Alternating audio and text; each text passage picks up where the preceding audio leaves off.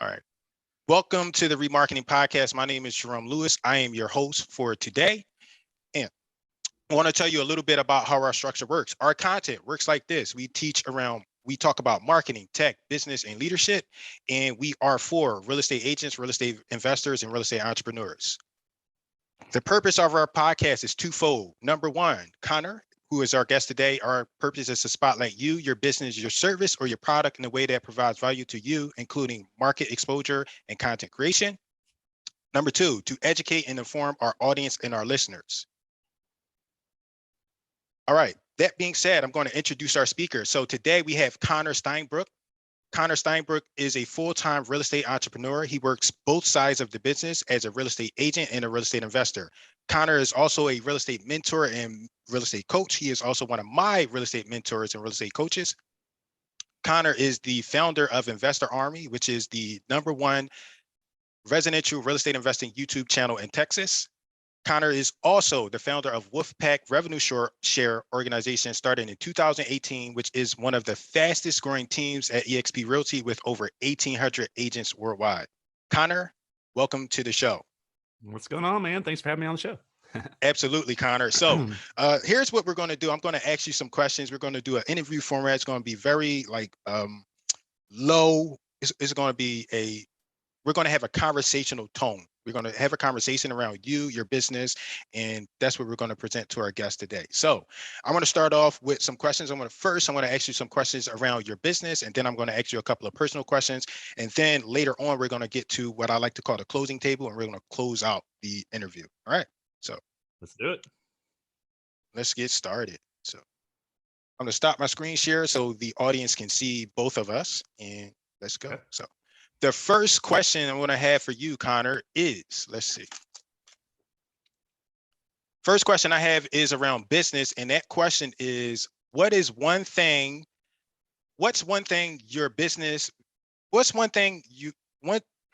apologize. So what's the biggest challenge you're facing in your role in your business right now, and how are you tackling it? Time management. I think it's probably going to be most people's biggest issue. And it's just creating more systems and hiring people that I can delegate and push stuff off on, I guess, bringing more employees, more virtual assistants, train agents better in our organization, train the people that I work with a little bit better to be more efficient, increase systems. So this is what a lot of people don't understand. There's that 4-Hour Work Week book or whatever it was written by Tim Ferriss, which is an illusion for really entrepreneurs, if you really think about it. So it's trying to teach people that the principles in the book are sound. I like the ideas of using virtual assistants and doing the things he talks about for systemization, but it paints a picture of a false reality of how really business and entrepreneurs actually work. So let's say you had a 100-hour work week and you were able to systematize it down to 4 hours. What do you think you're going to do as an entrepreneur? Just sit there and not fill up that other 96 hours of work? And so it's always a battle of systems, leveraging time, how to increase your time. And social media is one of the best ways to do this, because things like video marketing, let's, for example, talk about this in comparison to like door knocking or direct mail. You can't door knock 24 hours a day, but you can put enough content on the internet that you can build up an aggregate of enough videos that you have more than 24 hours of videos being watched today. So one of the best things to do in order to increase time or to compress time is to leverage yourself through video marketing and internet marketing that's out there 24/7 around the clock, using your time to create marketing that's out there evergreen, and then letting people come across that and react with their time towards the one time unit that you traded to create it. Thank you. I appreciate that. That absolutely makes sense. And one of the things that you said about, and I used to say this like when I first got started I came across that book as well, the 4-Hour Work Week, and I read it and everybody was like so hype about it. And it's great content, but it does paint that false perception about you're going to have this 4-hour work week. It doesn't work that way. It takes consistency. You got to work hard. It's not going to be easy. You work smart when you're working hard, but it's not as simple as people made it seem. So I really appreciate that. And I think that's one of the reasons why we connect, is because we just have a realistic understanding about how certain things should be. You want to get things done. And that book, it's a good concept, but it's not as simple as it seems. You're not going to just 4 hours, not working for 4 hours. So next question. Let me add on there, because I want people to understand, that come across as, young entrepreneurs, because what creates burnout, what creates frustration, what creates entitlement, and these stresses in business is because we assume that we should be there farther along and be where we're at faster.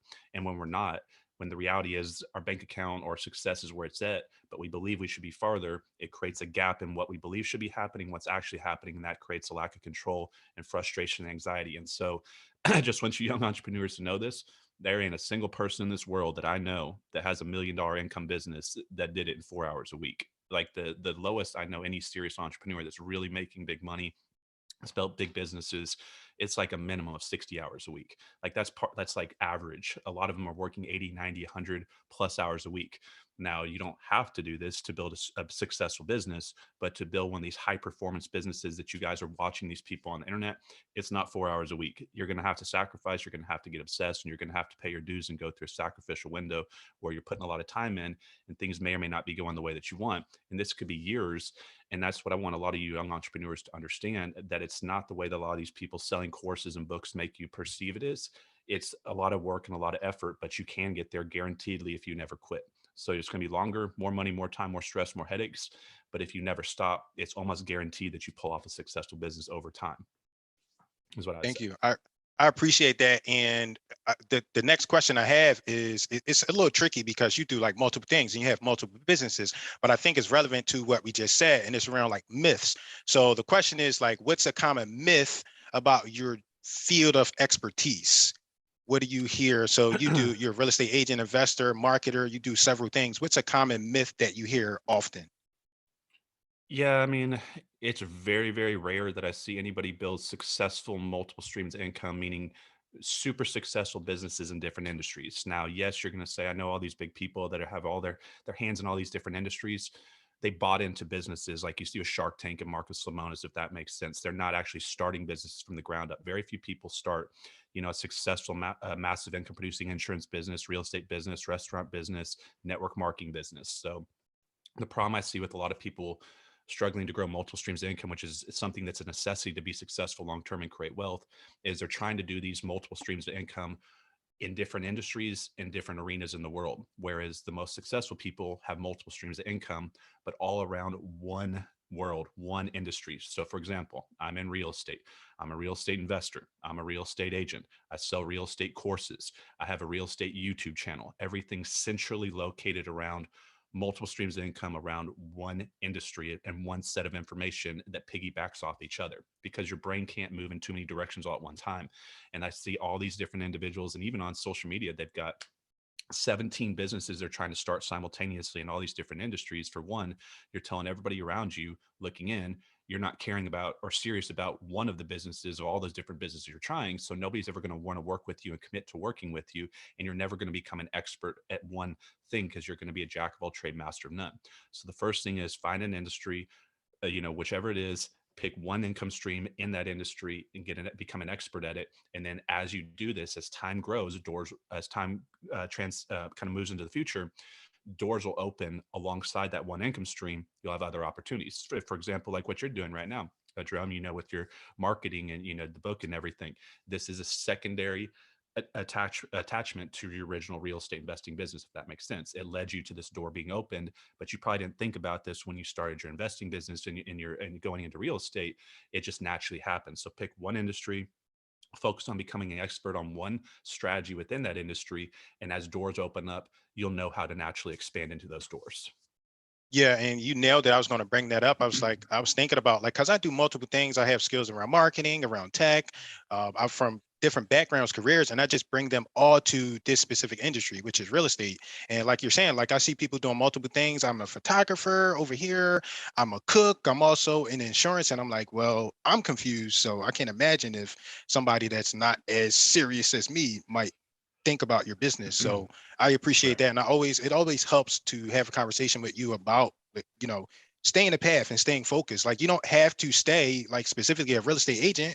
Like you can start there and then you can go do some investing. Then you could go sell some courses and do other stuff around that particular industry, and you'll have better success that way. So I Yep. appreciate you saying that and acknowledging that. So yeah. Yep. Next And question I have for, yeah. Mhm. let me just elaborate there just a little 1 second, so that you can create multiple streams of income in different industries. you're just never going to hit like the highest level of high performance. You always have what's called an Okay. opportunity cost, a highest and best use of your time. So the problem is if you're trying to spread your time across too many different industries, think about how much you have to learn to be successful in real estate. Well, Mhm. take another skill set like insurance or starting a brick and mortar business like a restaurant or some type of product business. It's just that much more information, that many more working parts, that much more risk, that many more liabilities. So yeah, sometimes people do this, but it's not the best way to do this. Stay in your own lane, stay in the same industry, and you're going to get to where you're going a lot faster with a lot less effort and a lot less stress and a lot less losses of income for sure. So one of my most important professional mentors in my real estate career has been you. So I have a question for you, and that question is, who has been your most important professional mentor? And if Yeah, it's it's gonna be not just one, name multiple. Just want to hear your perspective on that. yeah, yes, that's going to be all of them. Well, Mhm. let me say all of them. In my mind, it's all of them. Let me tell you who they are. So I didn't just have one. So like when I started out originally, um, I didn't. I ran out of money and I won 100 grand debt. Some of you guys know my story if you follow my channel. And so the only thing I could do is go on the internet and watch YouTube videos. And what I realized was I was paying all this money for high-end consulting companies, these big rip-off gurus. But when I came on the internet, YouTube had some incredible coaches and people that were giving me more information for free than what I'd have to pay for. And so what happened to me was my story as I was a top online poker player. That career disappeared in 2011. If you guys know what happened with Black Friday and that industry got shut down, I didn't know what to do. I struggled for years and I decided to go into real estate investing. And it was a very tough time. I was 100 grand debt. And I was in a really savage depression, a deep, dark place that I really was scared that I was never going to get out of. And I came across Napoleon Hill, some of his old black and white recordings on the internet. I think it's this 17 Laws of Success. And I'm like, this guy's saying some pretty interesting stuff here. He's making me realize that my thoughts create my reality and not my reality around me and my environment and my circumstances creating my thinking, which is the big question that you guys have to ask yourself. Do your thoughts create your future? Or does your environment around you create your thinking? Meaning what's happening with the pandemic, politics, all this stuff, right? Do we control our future or is our future controlled by things around us? And it impressed upon me that I could change my future by changing my thoughts today. And so I started going down a heavy path of self-development. I followed, Napoleon Hill, Earl Nightingale, Jim Rohn, God bless Bob Proctor, who passed away just here recently, a week or two ago. Bob Proctor, Les Brown, um, people like John Maxwell and Brian Tracy. I don't know if I mentioned him yet. Um, a lot of the old thought leaders, and then the modern day generation I started following, the Ed Milet's and Patrick Bet Davids, and people in the industries are building similar business models like I have now. And then I just had a number of local mentors in the investing business that helped me. Individuals like Tim Cook with the West DFW REI Club here took me under his wing. Steve Labus here with Elvis Buys Houses. These are some of my mentors personally that helped me directly in my business doing some deals. And then the overall thought leaders that I really followed a lot were those ones I gave you guys. And those were the ones I followed. And I went down and I also read, hundreds of books. And I hate reading. I hate doing this type of stuff, but I want to have a better life. And so if you guys are watching this, the more that you know, the more that you're going to grow. And the more that you put through your mind, think about it as like more repetitions at the gym. You're going to get stronger, you're going to get better, and eventually you get strong enough to build a successful business. But those are some of the people I followed, Jerome, that helped me a lot. Okay. One thing you mentioned was like, he was like, you hate reading. And I think a lot of people hate reading. Fortunately, I'm not one of those people. I do like reading, but there's like a constant debate, and I want to get your perspective on like reading. So, in your perspective, if somebody hates reading or they want to avoid reading, do you think it's possible to get ahead, not just minimally, like, but get ahead like a lot Mhm. without reading? Yeah, 100%. So Okay. here's kind of my take on all this self-development, because I was like one of the big proponents. Like, I mean, I went down the rabbit hole and read hundreds of books, listened to a billion podcasts, found everything and anything, traveled around the country to mastermind events and conferences and things like that. So the number one thing when it comes to education, I think that's a problem right now, is that people are now becoming addicted to and putting statistics up like a scoreboard of the amount of education they have and how many Mhm. books they read and not how many deals they do. So the first thing is, if you guys are listening to this and you're not having success in business, you're over educating if you're doing this.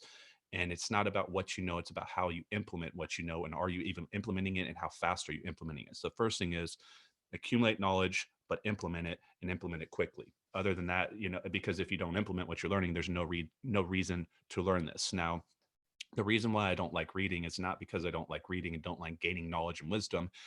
I'm a high paced person. I like to walk fast, talk fast, read fast, write fast, move fast, try to get to my goals fast. And if I have to slow down when I'm moving as fast as I do from task to task, it's very difficult for me. Now, in the beginning of my business, I had no skill sets and I was trying to figure, and I wanted to change my life. So I, reclused in my room and read these books until I had the skill sets enough to go out there and start implementing. And so you can learn through two different ways: knowledge and wisdom, and then street justice, right? So knowledge and wisdom is learning from previous mistakes made by others, what they put in a book, what they say in a podcast, what I'm talking about right now. This is your learning from previous experiences of mine in my life to hopefully help you avoid them. Now, the problem is you're going to have to learn through street justice too, which is you can only learn so much from a book and from a podcast. Once you get out in the field, it's completely different. It's in the game. So there's practice field and then there's Sunday where you put the helmet on. It's a combination of both. So you're trying to use knowledge and street justice and wisdom that you're gaining from others just to build enough self-esteem, enough confidence, and enough faith that you can go out there and take a risk to attempt some of the things that you've been learning so that you go out there and get a result, a win or a loss, and you can adjust off that. And that's learning from experience. So it's a combination of both. Now, I have some incredibly successful people that I know, never read a book, don't understand self-development, don't do any of it.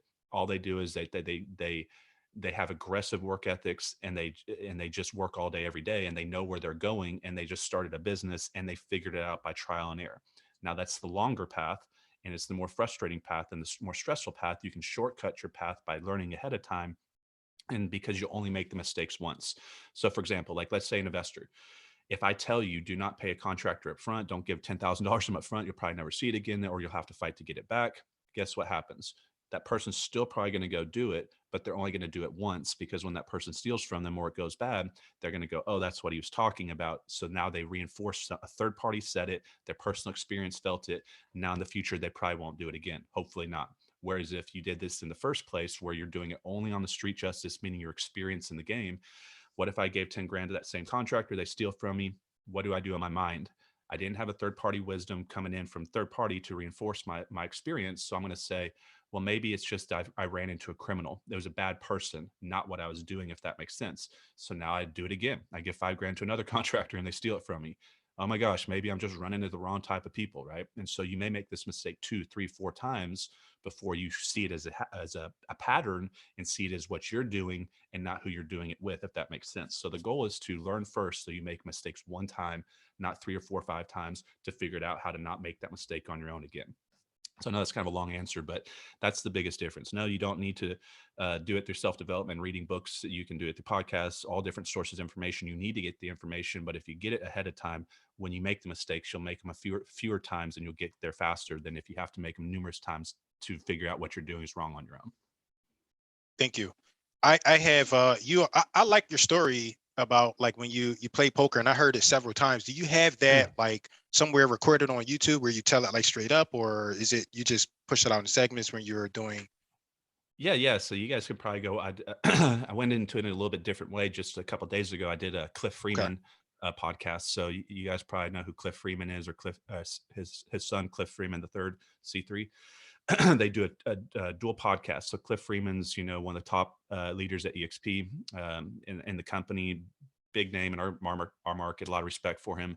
You can probably go on his Facebook account, and you can probably see me tell my story in that interview I did with him just a couple days ago. It should be live on their Facebook, but I tell it out there. It's like, most of the podcasts, probably half of them, they start out Okay. by asking my story, and so I tell Okay. that.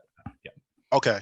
I'll go grab that link and we'll get it in the show notes, because I think that's a great story, and I like to hear it, not because of where you were, but because of what you become from that, and you've learned like lessons.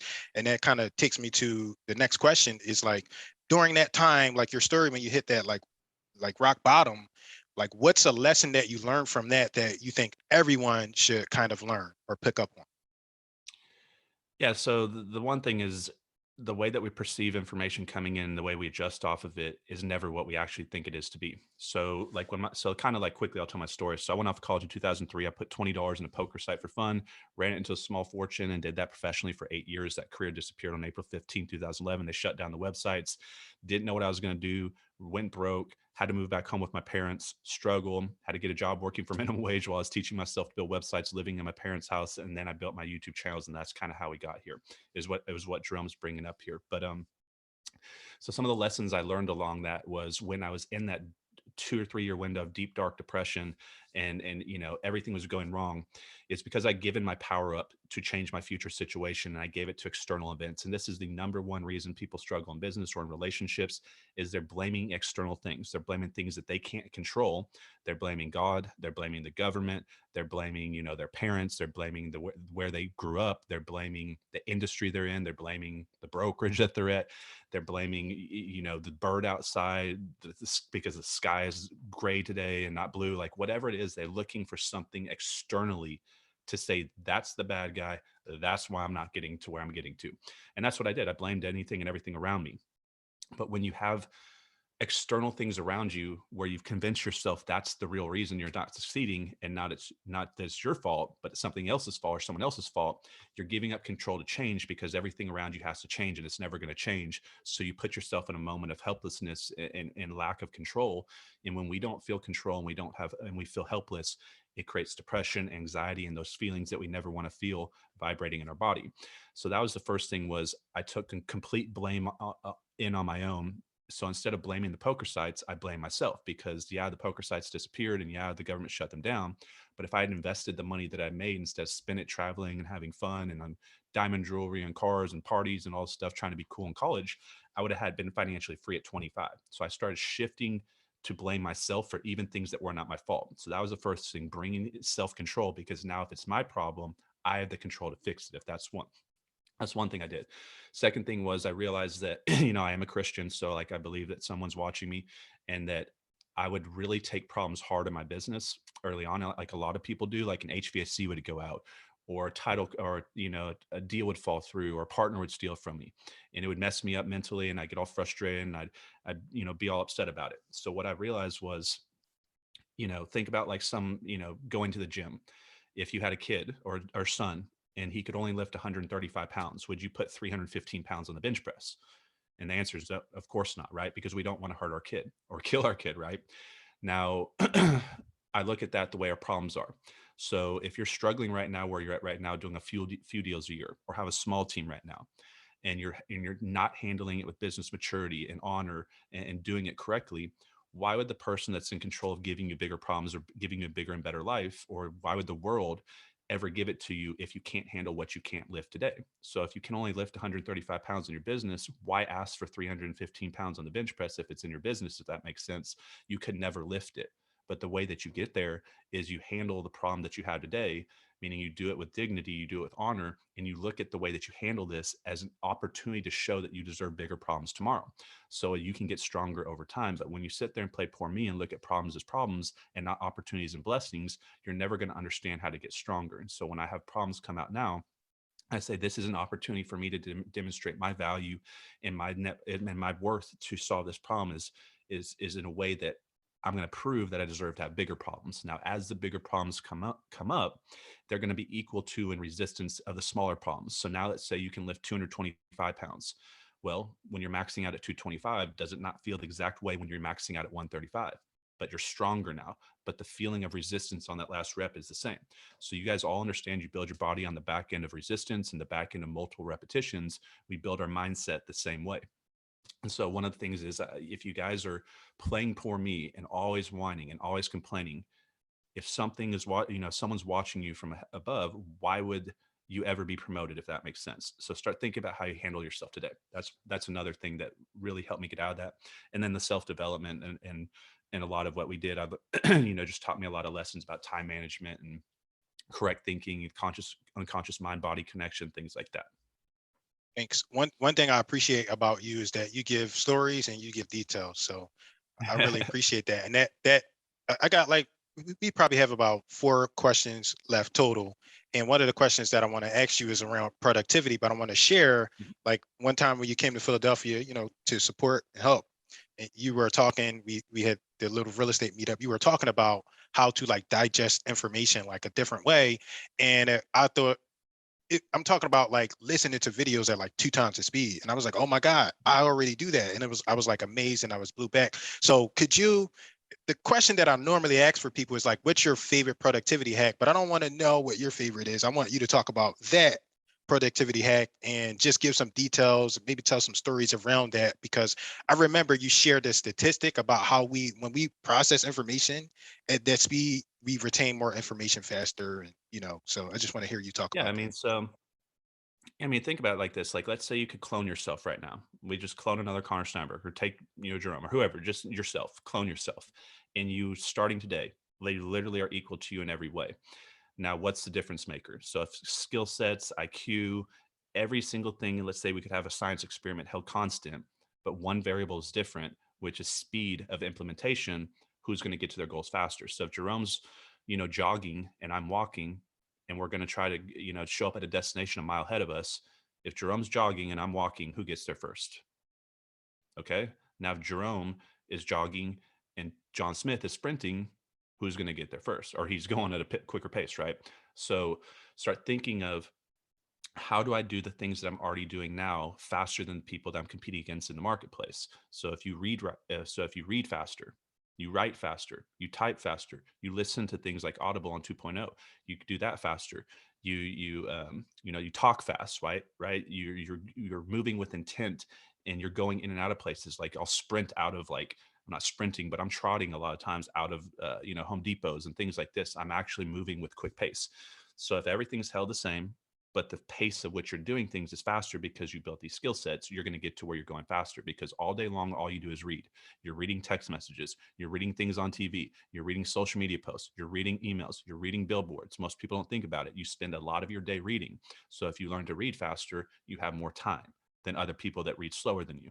Even though you may not be as intelligent as them, if you read faster, you can read more information, process more information faster. Type fast, right? We're always typing emails, we're always typing Facebook messengers, we're always typing content, doing our marketing, right? So these things we're doing all day long, every day, even though you don't think about it. So the one thing to how to increase your time management is to go faster and to do things quicker that you're doing a lot of in your business. Second thing is, you need to do what's called time compression activities. So what we're trying to do is compress time doing 2 or 3 things at one time, multitasking, 2 for 1s, or we call them 2 fers or 3 for 1s. And so, like, for example, you're driving around. What do most people do? They listen to the radio. Don't listen to anything. Why don't you listen to something from Jim Rohn or Bob Proctor or Les Brown? Gain a skill set while you're spending that time to drive somewhere. That's one activity. 2 for 1 means you're doing some type of educational system or making a phone call to a client. Another place that you can do 2 for 1s is at a gym, right? So when I'm on the treadmill or when I'm working out, I'm not listening to death metal or hardcore, music trying to get pumped up. I'm listening to an audiobook. I'm listening to education. A little bit here later today, I'm going to go out to the lake. So I have a little lake. One of my hobbies is, I grew up fishing all the time with my dad, so I like to fish. So there's a lake around here. I'm going to go and I'm going to walk around the lake, and I'm going to go down there. It's got an up and down mountains and things around it. So it's going to be working out. So while I'm down there, I'm trading one time unit for working out, physical body. I'm going to be listening to audio tapes. So I'm getting a second one, and I'm getting my hobby time in. So I'm getting some stress reduction, getting some of that leisure time. So there's 3 activities I'll do with 1 hour. So I'm getting 3 hours back for that 1 hour, if that makes sense. And the other thing is just to leverage yourself through duplication. Duplication gives you your time back. Duplication through having multiple rental properties, multiple YouTube videos, multiple employees, multiple agents in your organization. So for example, I have 1,800 real estate agents that are out there, where if they sell a house, I get paid on it. If they attract an agent to EXP and they sell a house, I get paid on it. And they're out there trading their time, building a business that I started, but now they're building a business with me. And that's another way to increase your time, is to leverage yourself through other people's time, other people's money, and other people's technologies and systems. Thank you, Connor. And that's what we're doing here. We're leveraging off of each other, and we're going to create content and we're going to use it for multiple things. Like a little bit later, one of the things I'm going to ask you is, I want to quote around marketing. I want to put you inside of my book, and we're going to share that content, so now I have 2 personal questions for you. Then I'm going to ask you to give a quote around marketing. Then we're going to close it out. So the personal questions that we have, I'm going to pick 2. I'm going to try to stump you. Let's see. So the first question I have is, what do people misunderstand about you most? About me? Yes. I think probably people think I'm way more intense than I think I am. And, people tell me I'm intense, and I'm like, I don't think I'm intense. I just want to win, and I want people to have a good life. And, a lot of times, like, I think people that deal with busy people, successful people, they're coming from their own perception of, what someone else is thinking in their mind. And so I'm quick to, I'm short with my words and quick to make statements because I don't have time. Talk about time again. I don't have time to have conversations with everybody. So like when people will send me like a 2 paragraph message, I'll send like two words back or one sentence back. And sometimes it comes across, I guess, as, being short or, maybe not. I don't know. Sometimes like as a leader, people I think take it in a way that it's not always meant to be, but I'm just moving quick and I've got so many things going on. I just don't have, like, when people want me to hop on a call for an hour and just consult them, I'm like, guys, you don't understand. Like I get hundreds of text messages a day and emails all over the place, right? So I think, as leaders grow, including myself, sometimes people looking in from afar are perceiving who that person is or what they or how they got to where they got to or who they are as a person, and they never get to actually spend enough time with that person. And so like I get all these different wide ranging perceptions of who I am and what I do and as a person, I guess. And so, and it's all based off from these people, like, they don't know me that well, so all their relationship with me is in their mind of what they perceive someone like me to be, because I'd never have like real conversations. But that's one of the things that I think I deal with and a lot of people deal with is I wish people would know that I'm approachable. Like in our organization, I have people that like never reach up because somehow, I guess, I'm on YouTube or I built a big organization that they think that maybe I think that I'm better than them or something like that. And I'm not. I'm just like everybody else. I just wanted a better life and I worked really hard, and and I want to help everybody I can. I just don't have all the time in the world to do so. But I think a lot of people don't want to reach up to me because they think either I'm not going to respond to them, or they think, or I'll think that my time is, too valuable to not help them. And it's just not the case. Like, I'm willing to help anybody and everybody, and I'm pretty cool. And I try to help as many people as I can. And I'm not this like intense business owner that I feel like some people have thought. Yeah, I identify with that because I get the same thing projected upon me, and it's Yep. the same thing that you said. I just want to help people. I want to help them win. Sometimes it's got to be short to sweet to the point. I can't just spend an hour on the phone with you talking about nothing. I got things going, and it doesn't help you either if I just spend an hour like talking about nothing. So I really appreciate that. And yes, Connor's very approachable. Anytime I need something, I reach out. He gets back to me like within reason. It just can't be wasting time. Like, we're doing something here that's productive, that's going to add to other people's lives, they're going to add value to our lives. He responded. He's approachable. So next question I have for you is it's a little bit similar to what I just asked about, but this one is it's what's an insult with quotes that you've received that you're proud of? An insult? Yes. um, hmm. I don't know. I'm pretty introverted. I Are don't you? really talk. Yeah, I mean, like, yeah, I'm really introverted. Like, people wouldn't Okay. know that. Like, even though I'm on YouTube all over the place, like, I pretty much live in my little dungeon here and work and sit in my room by myself and then watch TV by myself in the middle of the night. And then, I think probably like, just probably like a lot of doubting people. Like, for example, like when I started to play online poker back in the day, everybody around me is like, you can't make money playing online poker. I don't believe in you, essentially, is when they're telling. That's essentially how I felt it, is when they tell me I can't do something or you can't do something, whether it's nobody can make money playing poker or you can't do it. I take it as an insult. But, I'm really, really what they're saying is they don't believe they could do it in their mind. So therefore they don't believe you could do it. And so, like, when I started playing poker, like, everybody around me told me, you can't make money, you're going to lose everything. And guess what I did? And it was the exact opposite. And then they all wanted to pay me to teach them how to do what I was doing or play their money. And then when I had online poker go out, very similar thing that happened was, I went into real estate investing, and guess what happened? Everybody's like, you can't do that, you're a poker player, all you know how to do is play poker. And I'm like, okay, well, guess what, I didn't know how to play poker either, and I got to the top of the industry, so I'm going to do the same thing in this industry. And I don't care what you say or who you think I am or what you believe about me, I'm going to do it, and I'm going to do it right in your face, and you're going to do this. You're going to watch me do it. And I went and did it again. I became one of the most successful real estate investors in the country. And along the way, what happened was I went on to YouTube. Similar thing. Everybody's talking, you can't do that. Why are you going on YouTube? Why are you wasting your time filming these videos? It's never going to work. And it's just doubting. Once again, I just completely bypassed everybody's doubt and their own opinions. And I went through and I built one of the largest educational real estate YouTube channels in the country. Then when I started at EXP, You're a real estate investor. You're a YouTuber. You're not even a real estate agent. What makes you think you're going to go get your real estate agent or get your license and then compete in a different industry, essentially, even though a different model, I guess, in the same industry.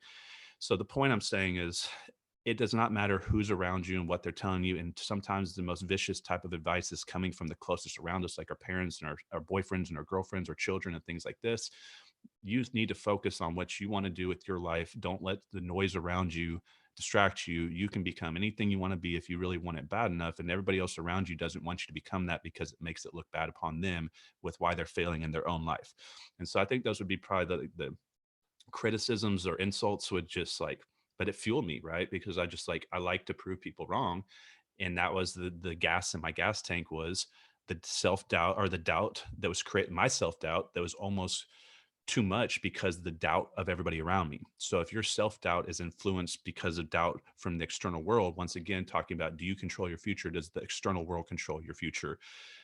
You need to guard these thoughts. And so yeah, there's a lot of that type of stuff that probably was probably more than just like insults. And then obviously like being on YouTube, go through my comment section, I probably got a billion, like Yeah, haters that said stuff, but I don't really look at that because it's like, if you guys are going on YouTube and someone's hating on you, it's kind of like, why is somebody who I'll never meet, who lives in somewhere else, so upset that I'm giving free information on the internet? It's not an issue with me; it's an issue with them in their own life, and they're just angry.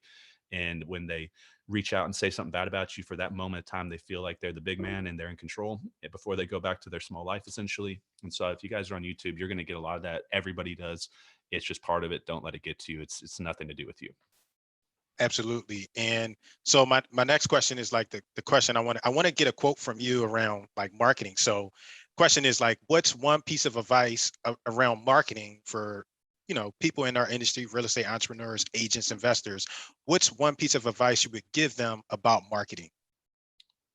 Yeah, I don't think people think of marketing like they do as a business. And so I want you to think about your marketing as you do income streams. So think about like three different ways to create income. You have active income, which is a direct time being traded to create that income stream. And then you have the two income streams that create wealth, which are equity models and passive income models.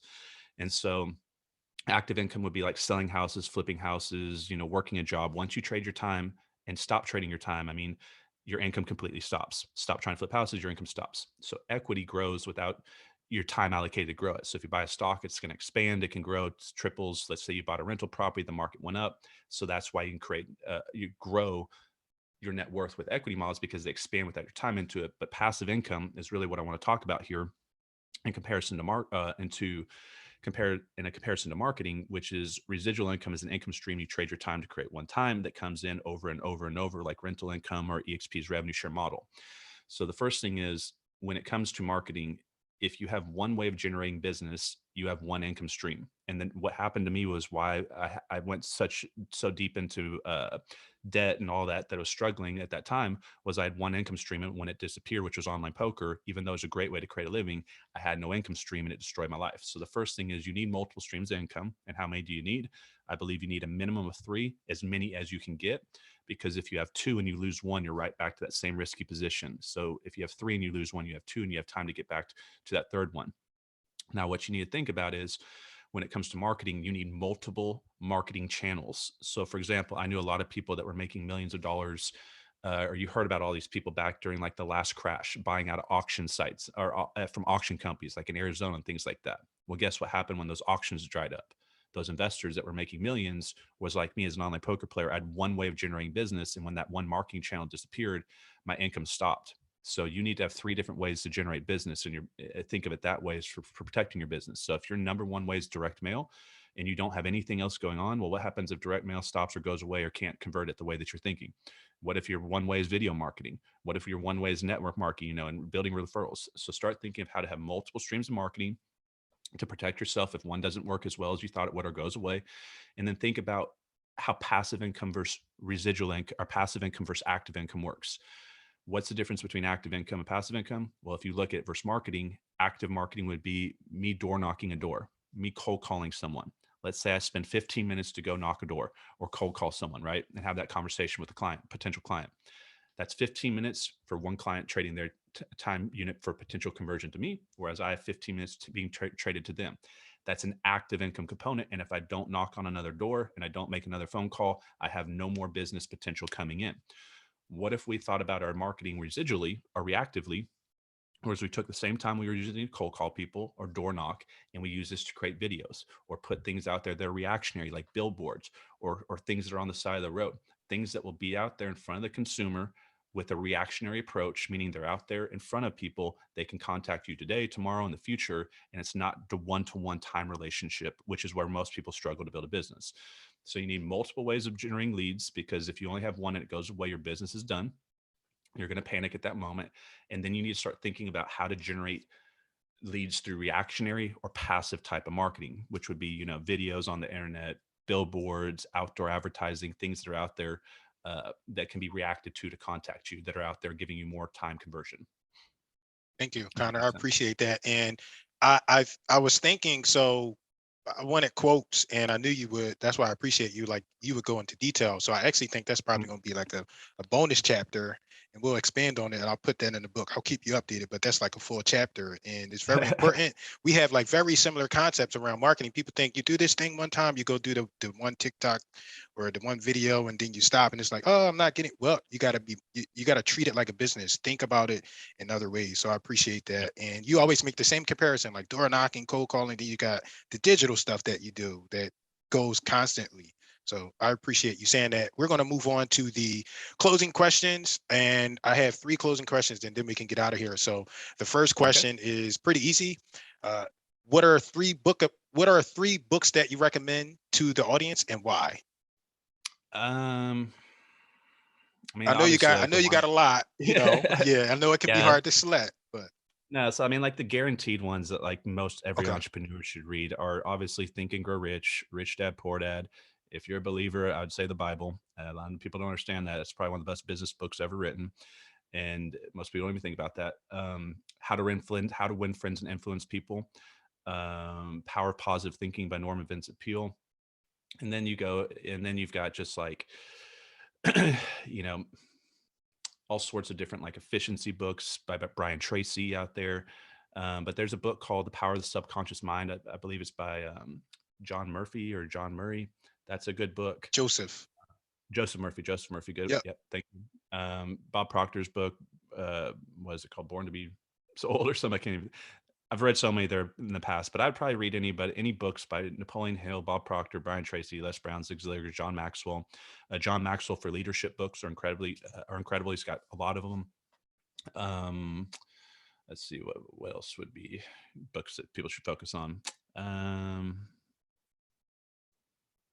I mean, there's a lot of them. I don't want to give them too many to go down the rabbit hole. Yeah, but that's great right there. That you give them more than enough. Usually people give 3, so I think that's excellent. You also mentioned like the Bible. I got like my bookshelf behind me, and I keep that Bible right there. That's one of those books I have every author that you named as well, and I touched just about each of those books with the exception of Power of Positive Thinking. So I'm writing that down. I'm going to get that on my list as well. So next question is very similar. Yeah, go for it. Yeah, just elaborate on that. So like going back, if I go back into every skill set that should be built in order, the first one, and there's a book called Influence by Robert Cialdini, Cialdini or something like that. It's called Influence. He's written a couple other books. The number one thing you need to learn about, and as far as skill sets, not how to raise money, not how to do marketing, not how to do accounting, not how to do payment processing and all this stuff, learn how to communicate, because that drives every other thing in your business. So if you can communicate well and you have the ability to influence, because life is a battle of communication and influence. Right now, I'm trying to influence you in some way. Your partners are going to influence you. Your girlfriend's going to influence you. Your parents are going to influence you. Everybody's in a battle of influence, and especially in business. So the number one skill set you guys should be working on the beginning of your business is how to learn how to communicate well, how to convert through communication, how to learn how tempo pauses and how to use colors and images and shapes, and how to understand to control conversations through questions, and how to understand tempo pauses and how to exit and start conversations. These are going to be the number one. This is going to be the number one set of skill sets to focus on. And there's a book called How to Talk to Anyone in like 92 Little Tricks. It's like a big yellow book. That's a good book on that. Talks a lot about that body language. And then I'd be focusing on body language and tells and things like that. So those are some of the things I'd be focusing on in some different books as well. You always over deliver. I appreciate that. Um, Yep. the next question is very similar. We're just switching the media, right? So it's like, what are some, and I'm not even going to say three, right? So the number is usually three, but podcasts. What are some podcasts that you recommend to the audience and why? Hmm. Well, I don't really watch too many podcasts anymore. Um, I mean, I like Ed Milet's podcast, or like At my the left. episodes Ed Milet does. Um, I like. What about Cliff? So you just was there. Is this good? Oh yeah, yeah. I mean, yeah, Cliff? Cliff's is a good podcast. Yeah, Cliff Freeman's got a good one. There's a lot of people there. I'm really thinking like huge. Cliff's massive in the real estate space, but I'm thinking more like global big name entrepreneur that's like traveling the planet, speaking at big events type of people. Cliff should be. He's good at what he does. But yeah, I mean, I'll watch Patrick Bet David's podcast. I did that Okay. for a little bit. Um, I don't know if I watch like specific podcasts as much as I watch Okay. like specific people. Like if I find someone that I like, I'll start Googling them, and then I'll uh find every podcast that they've done if I come across somebody new. Like for example, like some of you guys are going to come across this, you may not know who I am. You might want to go over and start going down the rabbit hole on my YouTube channel and start to follow me, if that makes sense. And so like what I do is, instead of watching podcasts, uh like I'll find a person that I like, and I'll go to their YouTube channel and I'll sort it by oldest to newest, and I'll start watching their oldest videos first, which are usually their best videos. And the reason why I think old videos on YouTube channels that have been around for 4 to 6 years are the best is because think about how hard it is to keep coming up with new content. And usually when people start their channel, they're giving out the farm and they're giving the best that they can, if that makes sense. They're giving it all out because they're trying to do the best they can to build their channel. So I like to start from the bottom, and I'll just start from right to left, and I'll go through every line. And it may take a month, it may take 2 weeks, it may take a couple months, but I'll go through every single video that person has on their channel. And then and now I take notes and I make little audio, uh like let's say it's like a 30-minute video, and like page, or not page, but like minute 1730 to 1902 is like a really good little conversational talking point or something like that. I'll put it into Excel. I'll put the YouTube link and I'll put that like section there. So I don't have to go back and watch the whole thing. Now, what is that equivalent to? It's kind of like if you guys read a book and you're highlighting paragraphs in the book, if that makes sense. But I'm doing this with video. So a video is a book just spoken in audio on camera, if that makes sense. But they're trading information. So I'll track them, and then I'll make notes of any like really important like thought processes or one liners or quotes that I think are important. And then when I'm done with that channel, I try to stay up with the new videos if I still think it's relevant, unless they're just regurgitating the same stuff over and over. And then I'll go find somebody new and start consuming their entire content package. I guess it's kind of how I go about it. Thanks. I appreciate that. And that what you mentioned, like sorting from old to new and then going through all of the videos. I've been through that process on your channel and a couple of other people that I respect. So yeah, I agree. And I remember you were doing a presentation here in Philly and you talked about I think it's the Abercrombie. That's your most popular video, right? Yeah, Right? yeah. My Yeah, they purple, just, I mean it's my like, pink. what? Yes, it's like, why? What happened here? So yeah, Yeah, I was so going like through your channel today, gathering just some information and some talking points, and I remember seeing that video. I was like, I'm gonna bring that up during the interview. yeah, That was so our like, yeah, yeah, you want me to tell? So yeah. like Go I ahead, had tell that story. Yes. So this is why you just get content out there, because you never know what's going to stick. So I put this one video out, and like I was trying to get enough outfits, because like obviously if you're going to film hundreds of videos, like you don't want to be wearing like the same 10 outfits over and over. So I was like, okay, well, I was pulling out old wardrobes and closets, and like I was also trying to connect with my audience, who was like 18 to 25 at the time. And I was like, well, what are like, I was asking someone, I was like, what do these kids wear these days? And I'm like, not thinking I'm like that old. I'm like 29 or 30 or something at the time. And I was wearing like Hollister and Abercrombie shirts. That's how disconnected I was from the world, because I was living in a dungeon, basically building my businesses for years. And I didn't realize that those are for like high school, maybe college kids at best. And I just needed different outfits. And like I pulled out some like like high school, college clothes, and I was working out a little bit at the time so I could still fit in them. And for some reason, I had a video with a pink Hollister shirt on. And one of the algorithm triggers that pushes a promotion of a video is if you have a strong comment thread, and a lot of people are in the comment thread. And what happened was haters started bashing me and talking bad about my shirt. and it created like a little section of a thread, and people went off on it, and it triggered the algorithm, and a lot of people bounced in, and it drove that video viral. It actually became my #1 most viewed video. It's got, I think, 600,000 views on it right now or something like that, which is a huge amount of views in comparison to like most of my videos that get a couple thousand views. And so, you just sometimes like weird things happen, but you just have to be on YouTube and, keep putting videos out. So I don't know why we got off on this tangent on that video on pink Yeah. shirt. And what was the video about? That was on like 9 types of houses to never buy, I Okay. believe. And, Okay. and yeah, and then I just started out in a weird way, like in the first like minute, I was like, I get so frustrated with people talking about comps, right? Comparable properties. And obviously comps are incredibly important. But what I was trying to make a point in an aggressive way was, and is saying like comps aren't shit, right? Because they don't mean anything. For example, I'm about to buy a little rental property here. It's wedged in between a main street, and literally right behind it, it's wedged between a train track. And so that house, I can't compare that sale value to, houses 2 streets over that are a nice secluded subdivision with no noise and no freak, people coming by, even though literally those neighborhoods are 800 yards away. For example, like, if I have a house that backs up to an overpass, but I'm running comps to that based off 1,400 square feet, the average price per square foot, but 3 houses, houses that are 2 streets over in the neighborhood don't back up to that, you're not going to get the same price per square foot. So comps are a very difficult thing to understand that takes time to do. And you learn this as you lose money on properties, and you start to realize sometimes it's not always what it just says on surface. And even though the numbers say that, doesn't mean that's exactly what the house will sell for. And that's what I was trying to get across in that video. And I said like comps are shit at the beginning in like an aggressive way. And I guess like that set the tone for the video, and people wanted to watch all the way through to see what I was going to say the rest of the video. And it got like really high watch time. And that's what pushed it. The combination of those things. Nice. So we are coming up on the end. I have one more question for you, and Okay. then just one more question. So where can listeners find out more about you online? Yeah, I mean, just probably Investor Army.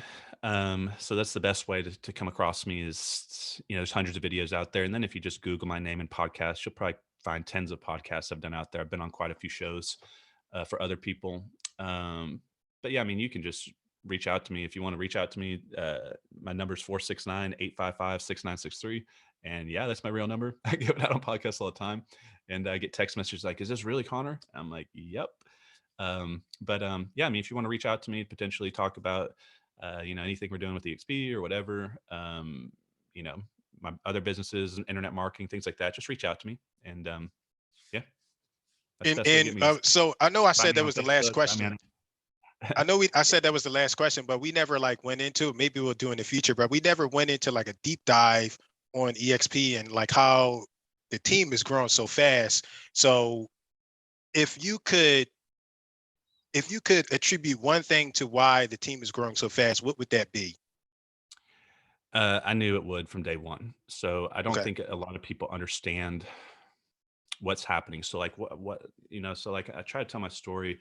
I tell it on all these different podcasts, but like when online poker disappeared, I joined a company called I actually got my insurance license first. I joined a company called WFG. So talk about Ed Milet. Some of you guys know Ed Milet. He's at the top of WFG. He built one of the largest organizations there, and they're built with a network, an override team building model similar to how EXP and KW and other companies are. And I started to build a team there, and I learned from some of the top team builders. And so when I saw what was happening with EXP, and I met Rob Flick and Gene Frederick and all these top guys that basically were one of the biggest integral parts. I had one of the most, had a huge impact on building Keller Williams early on. And I'm like, well, why are all these top KW people leaving to go to this small startup company? I realized they believed it was going to be the new reset. So I was piggybacking off of what their information was from decades in the business to make my decision easy. And then I just knew with my work ethic and how many businesses I had struggled with and failed, at this point, I knew how to be successful at anything and everything I did. And that'll make sense. Once you guys are successful, you should be able to be dropped into any industry in the 3 to 5 years, be at the top of it once your skill sets are where they need to be. And then I just knew that there was a huge runway to be built out. And because I'd built my social media following, I knew that I was going to be able to get enough in front of enough people. So I know that I was just going to sprint off day one and never take the momentum off. And it was guaranteed in my mind to build this. And so like the first year I recruited 40 people and it turned into over 150. The second year we turned in our Wolfpack organization grew to over 300. The third year over 600. And last year went to about 1,600 agents last year. And so far in the first 2 months of this year, we're already right at around 1,800 agents right now. And we're growing as fast as we've ever grown. And so my belief that this was going to work, I knew it was going to work, was I believe the reason why we're growing so quick is because my belief in this and then me proving that it would work was pushed through as an energy into the organization that they could do it too. And I work on building people's belief systems and self-esteem, not on their skill sets. Once you build the person, they'll build their own business, if that makes sense. So I just kept, pushing and pushing and pushing and trying to keep people focused in the future on a goal that they could achieve. And I think that belief from me transcended to the frontline leaders that I brought in and built belief in them, and it created a duplication system. And we just have a team that everybody's I guess been trained or had an opportunity to grow this business model differently than what a lot of EXP teams are probably doing behind the scenes. Thanks, Connor. And you always over deliver, and we didn't like deep dive into XP, but you've been, one thing I admire is like you've been consistently, you provide leadership, you lead by example, and we do that you do that leadership call where you teach our team and you do the presentation.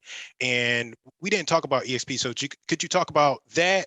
And could you talk about like you and Mike, you do like the social media like group still, right? Could you talk about those things so people can know how to get access to those things if they're interested? Or Yeah, I mean, so I think EXP is not understood by a lot of agents. And I think a lot of agents don't understand how to create wealth. They understand how to create an income. And so the thing about income is it's created by active income, meaning you trade your time to create this.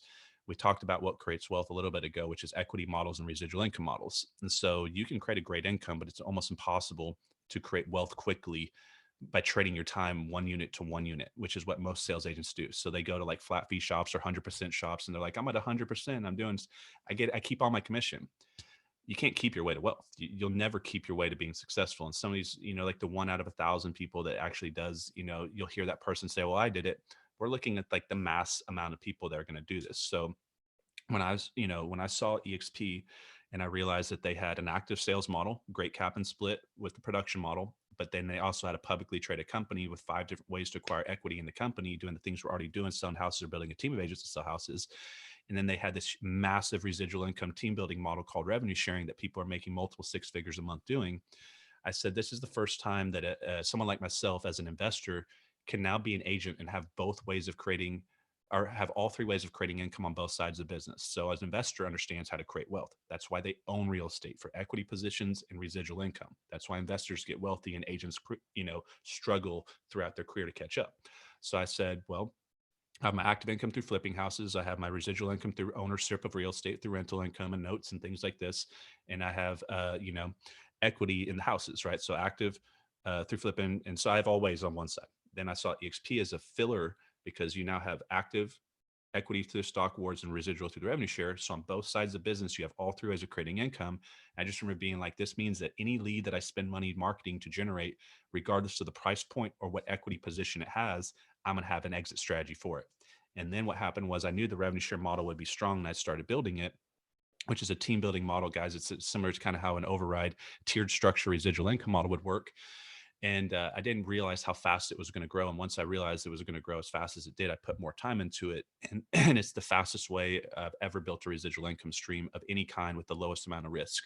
And so, in comparison to building a rental portfolio, I'm growing it about 25 to 30 times faster is what I figured. And in just a few years, I built a residual income that's equivalent to probably over 500 rental houses at EXP with the revenue share model. So I think a lot of agents should sit down with someone who can really explain the profit centers and the value centers of EXP, meaning, risk mitigation, time allocation, exiting the business, market share opportunities, things that they're not going to see from just like a generic 101 EXP explained presentation. I think once people get an explanation from like a higher level entrepreneurial mindset and have people break it down where the money goes, where the time goes, where the energy and emotions go, I've been trying to challenge people since I've been here, show me a better business model and I'll move over there. No one's ever even attempted to come close. So I think misinformation is out there. So if you guys want to sit down with someone that can really talk about real numbers, facts, data, logic, business sense, not just emotions, and just saying, hey, it's so great, come over here, without any reason why. I can show you the reasons why and use a calculator to do so, and it's going to blow your mind.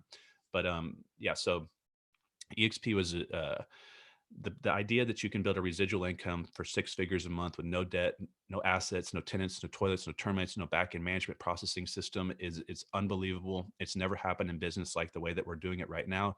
And then on top of that, just like, we've been operating through a cloud-based operating system, aka what people now know as the metaverse. And we've been doing this for a decade. And not only have we been doing this for almost a decade, people were trashing us and making fun of it. And now we're the coolest thing that's ever hit entrepreneurship right now. And so Facebook is like half a decade or more behind us. And now, once the launching of Facebook's metaverse, I think the whole world in every industry now realizes how dominant EXP is and how dominant we will be, and that we're the frontline runner in every single industry on the planet, essentially doing this, and we're leading the world. And that's what's really happening right now. Connor, I appreciate you. And again, I keep saying you always over deliver, because we were going to do 30 minutes, but we well over. And one of the things that you said, like we have some, like I saw EXP, I was like, you don't have to tell me. I understand technology. So I was like, there's no convincing. But in addition to like me already seeing where it made sense, is like sitting on our leadership calls where you explain the model and show things to people in a way that makes business sense and business logic, because that's what I care about. Business sense, logic, facts, data, statistics. That's what I care about. Seeing that helped me like deepen my stake into the company. And I'm telling you, like, so many companies reach out to me, hey, Jerome, especially ever since the book, they like want me like, but I'm like, nothing makes more sense. If you can show me that something that makes more sense, I would be happy to have a conversation with you, but nothing makes more sense. So I Yep. appreciate you sharing that. And can you tell, like, what's the best way for someone to, so everybody's, I'm pretty sure if you're in the real estate industry, especially if you're an agent, you've heard of EXP. So I've heard of EXP. They've been pitching me. How can I learn in a way that you're talking about, the data, the facts, the statistics? Or how can I learn from you, Jerome, you, Connor, directly? How do I get into or have a conversation or a Zoom call with the two of you?